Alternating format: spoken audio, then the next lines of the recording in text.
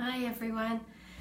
So I wanted to talk to you today about my own recovery journey and I guess about my experience with an eating disorder, because I don't know if you've ever seen To the Bone, and not that I suggest you go and watch it all, and I would put a big trigger warning on it if you do go and watch it, but if you've ever seen To the Bone, it's very much not, I don't want to kind of like ruin the end for you, but it basically, hi Sarah, thanks for joining me live. It kind of comes to a part where she decides that she's ready to recover.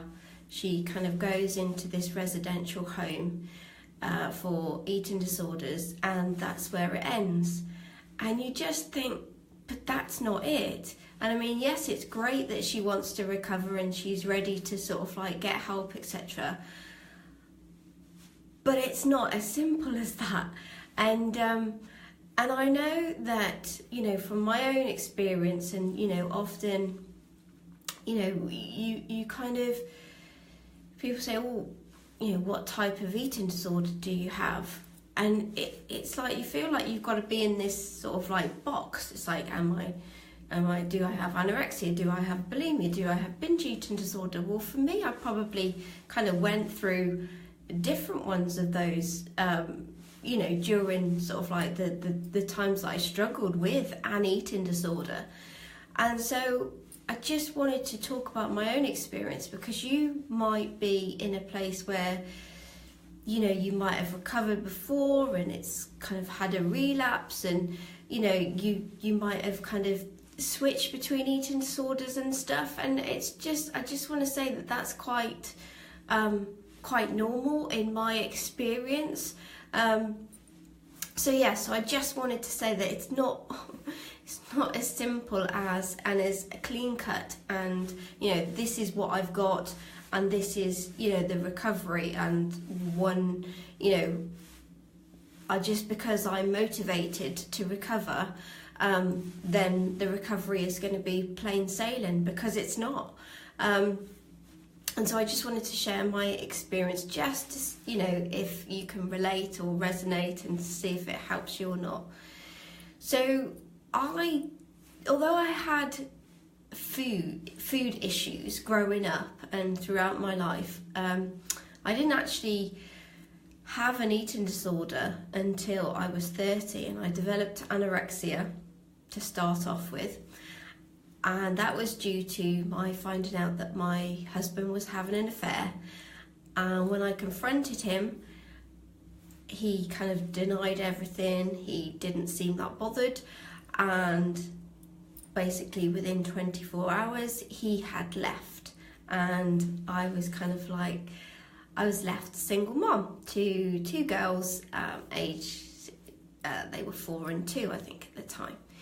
So that was me, and I guess sort of like as a way of trying to deal with that, I kind of like started restricting and entered into the world of anorexia. Now I soon, probably a few months later, I started a new relationship, and so then I started to feel a bit happier. You start to have sort of like the social side of kind of like going out. You sort of want to go out for meals, etc., which is scary, but then you push through that. And so then I went through a bit long period of going between anorexia and bulimia. And things like, that carried on for quite a while, probably about a year or so. And then basically then what happened is that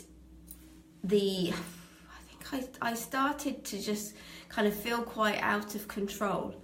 So I started to restrict more. I decided to go on a diet, restrict more, and it just kind of got a bit out of control.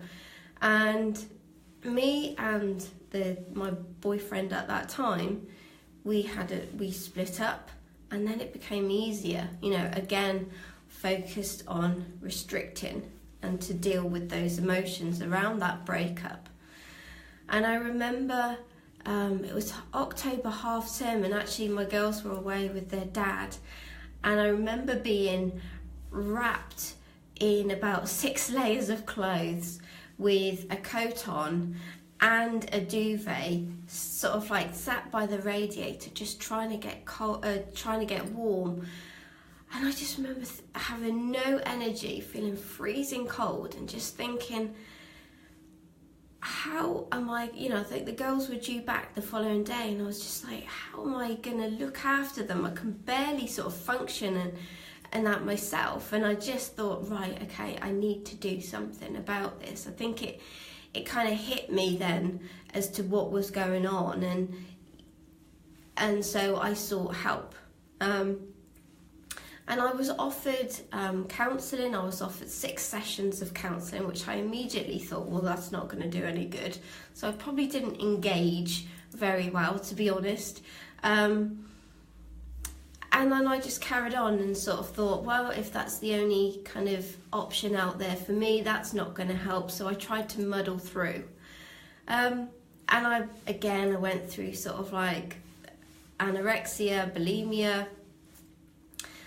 And then I thought things were going better, and I actually had got back together with the previous boyfriend, and things were going well, and we got engaged and we were planning the wedding.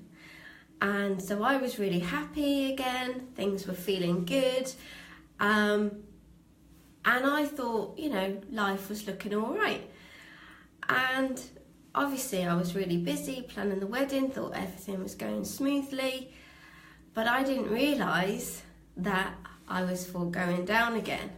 I was restricting more, I was losing loads of weight, but I thought, everything was fine. I was, I was in control, and I felt happy. But then, we got married, and again, I thought I was recovered. I started going into schools and sort of like teaching students, giving lectures on self-esteem, body image and eating disorders, working with young people. I started helping BEAT and a local eating disorder charity. I really thought I was doing a great thing and helping give back, etc. And then not long after, my granddad died, and I binged and made myself sick. And it just suddenly hit me where my head actually was, because it's a lot easier to deny restriction, that I'm just not hungry, etc. So I went back into bulimia, and I was shocked. It was like I was knocked over by a bus or something, because I just did not see it coming. The denial was that huge. I didn't see it at all. And so I gave up that work, because I just thought, no, I can't practice what I'm, or can't preach what I'm not practicing myself. And I sought help again, because I knew that it didn't lead to happiness. It didn't lead to happiness the time before, and I needed help. So I went back to the doctors, and I didn't get the best. Advice or help or anything. So I went to see another doctor, and who again put me on a waiting list. And I had quite a few months of waiting. And it's really hard, isn't it, being put on a waiting list, because you feel like you've plucked up the courage. Finally, I'm gonna, do this. I'm gonna seek help, which, is so courageous. I realise that it is. And then to be sort of like, it feels like you're sort of like just rejected, turned away. And I know it is, they're not rejecting you, they're not turning you away, but it's just resources are very limited. But it feels like there's just, well, what am I going to do here? No, you're not offering me any sort of like alternative support or anything while I'm waiting, they just say, well, just try and eat something. Well, great. That's really helpful. So you just feel so stuck, you know, you don't know what to do. You know you can't do this by yourself, but you don't know what to do. And I actually phoned, and at that time, I was losing lots of weight, because the restriction felt safer than the binging and the purging. And so I was losing weight, getting worse each day. And so I contacted private counsellors who told me that I was too ill for them to help. You know, they couldn't help me. I looked at the Priory, you know, to sort of, you know, and it was something like 10 grand a month. And that was back, you know, quite a while ago, sort of 10 years ago, something like that. You know, so that was a lot of money, but for me, if I needed to do something, because at that time I was, you know, considering suicide so many times a day. I thought it's either I've got to do something, because I'm not going to be here for very long. And so it became that important to me, you know, and I had 2 girls that, you know, were depending on me, you know, but all I could think about was this eating disorder and this bloody voice that was going on in my head. So eventually I went into residential and spent 4 months in there. And although I came out a healthier weight, the voice in my head was still there, still telling me to go back to old behaviours, still telling me to restrict, etc. And so I was fighting against that, and and it was really tough. You know, and again, I went through sort of like a thing of restricting and then binging, but I came across an EFT practitioner, and I paid to work with her.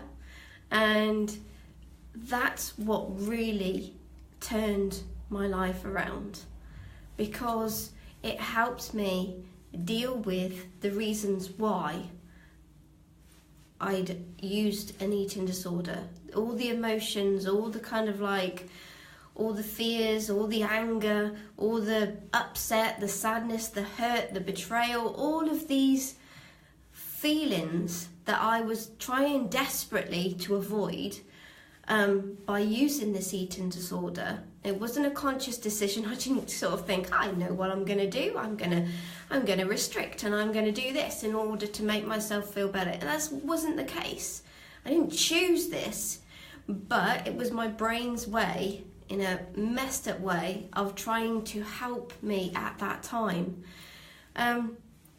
So I dealt with the reasons why. I dealt with the root cause, and that's how I ended up feeling confident in myself, more confident than I ever was in my whole entire life, more relaxed about myself and my body and my eating. As I said, I used to have food issues anyway, but it's just helped me to be more relaxed about what I eat and how I eat and all of that sort of stuff, you know, and food and my weight and my body and all that. And it's the only thing that has helped me get rid of that bloody voice in my head that was berating me, making me feel guilty, making me feel ashamed of, I didn't even know what, you know. It was like I was, you know, you may as well have kind of like put me in prison and kind of like thrown away the key. The amount that I was punishing myself, you'd have thought that I would have been like a serial killer or something like that. The destructive and the amount of self-hate I had towards myself was just incredible. But it was the EFT that actually turn that around. It was the only thing that helped to turn that around, and in a relatively short space of time. And Sarah, I know you're still on with me, you're saying mine too, it's an amazing tool to have. It really is, and I would love, whether you have an eating disorder, whether you have sort of like, you know, stress, don't we all, whether you have anxiety, depression, phobias, anything, it's such an amazing tool to learn and to be able to use, because it's very quick, it's very easy, and it's so simple.